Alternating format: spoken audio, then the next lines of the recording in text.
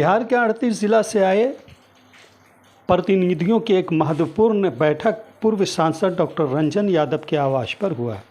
साथ ही उन्होंने कहा कि अक़लियत समाज के विकास और सम्मान के लिए नीतीश सरकार गंभीर है। महागठबंधन को समर्थन देने के लिए एकजुट है बिहार के मुसलमान। देश की जनता ने नरेंद्र मोदी और बीजेपी सरकार की नीतियों को सत्ता से उखाड़ फेंकने का संकल्प ले रखा है। उन्होंने बताया कि महागठबंधन को आगामी 2024 लोकसभा चुनाव में अपना भरपूर समर्थन देने के लिए बिहार के मुसलमान पूरी तरह एकजुटता के साथ खड़ा है।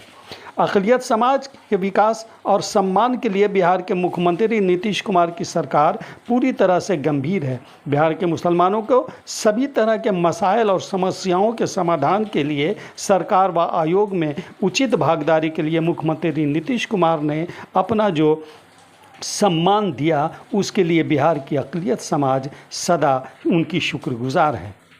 जनता दल यूनाइटेड के वरिष्ठ नेता पूर्व सांसद प्रोफेसर डॉक्टर रंजन यादव ने कहा कि महागठबंधन के लिए एकजुटता के साथ मुस्लिम समाज खड़ा है। इस बार मुसलमानों का एक भी वोट महागठबंधन को छोड़कर कहीं और नहीं पड़ेगा।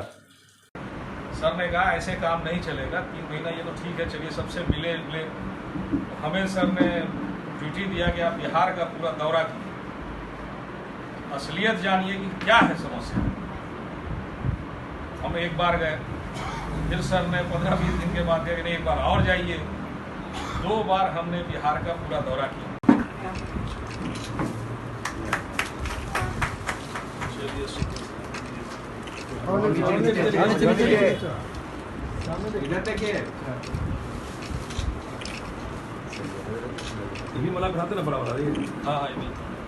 हाँ जी, को ये सब जानकारी हो चुकी है, सभी चीज़ों को जान गया है। उनका भी संकल्प है कि नहीं, कोई भी समस्या जो आप है इसका वो निदान कर रहे हैं और करें। पिछले बार की बैठक में हुई थी कि जितने 38 जिला के अपने मुस्लिम भाई समाज के लोग हैं, उनकी चारदीवारी कई सारी उनकी समस्याओं को बात हुई थी। कहाँ ना जितनी दिक्कतें थी बेजाबता 7 महीने तक लोगों को बुलाया गया, हर जगह 38 जिला कि भाई क्या क्या समस्या है, उसको बना के नीतीश जी को दिया। नीतीश जी ने तुरंत इसको इम्प्लीमेंट करने का, और आपने देखा ही होगा अब ना के बराबर है, लेकिन जो भी बचा कुचा है सब पूरा होगा। 2024 के चुनाव की तैयारी है क्या? ये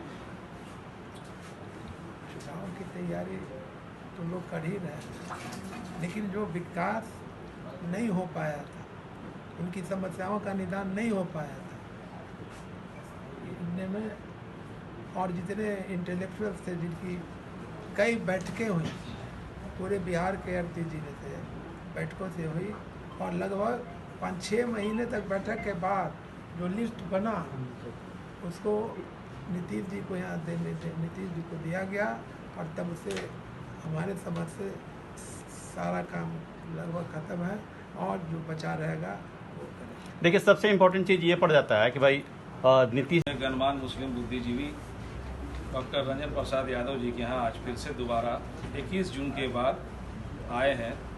सर का धन्यवाद करने, मुख्यमंत्री जी का, महागठबंधन के नेताओं का, क्योंकि 21 जून को जो हम लोगों ने सर को सुझाव दिया था कि बिहार सरकार को सर सुझाव मुख्यमंत्री जी को पहुँचाइए, क्योंकि मुसलमान बिहार का बड़ा ठगा महसूस कर रहा था कि उसकी बात कुछ सुनी नहीं जा रही थी, उसकी आवाज़ मुख्यमंत्री निवास तक पहुँच नहीं पा रही थी।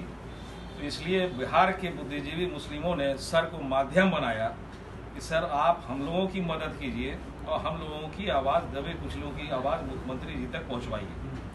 तो सर ने इस चुनौती को स्वीकार किया और इन्होंने कहा कि ठीक है, मैं आप लोगों की समस्या जो है सुनूंगा और बताऊंगा मुख्यमंत्री जी को। सर का काम करने का स्टाइल बड़ा दूसरा है, आप लोगों भी परिचित हैं।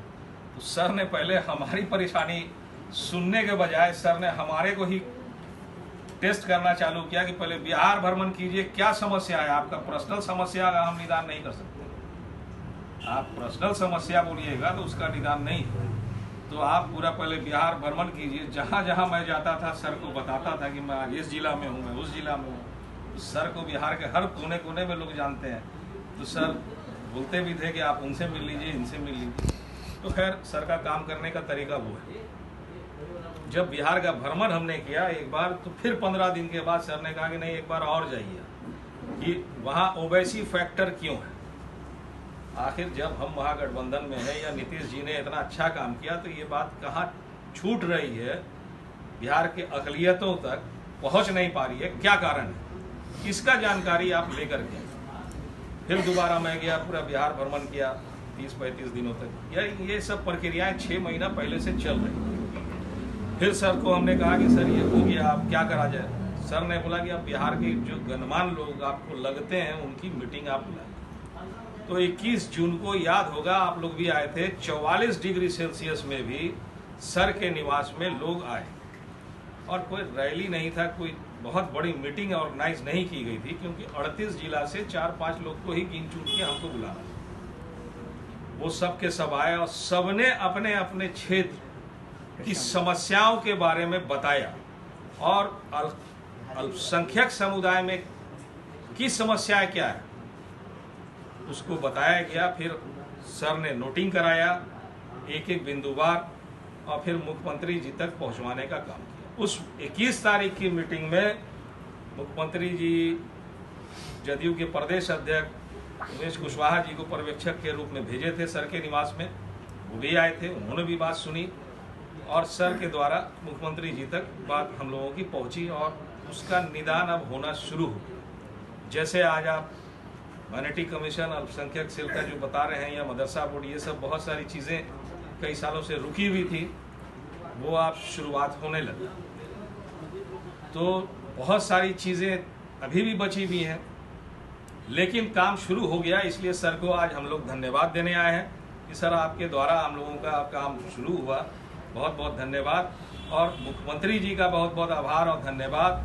महागठबंधन के नेताओं का भी हम लोग आज शुक्रिया अदा करना चाहते हैं कि आप इतनी बड़ी आबादी अल्पसंख्यक बिहार में जो है उसको आप मुख्य धारा से जोड़ने का जो काम कर रहे हैं, उसे काटने वाला जो विगत 10-15 वर्षों से चलता रहा, आप जोड़ने का जो काम कर रहे हैं उसको हम इसके लिए आप लोगों का धन्यवाद देते हैं।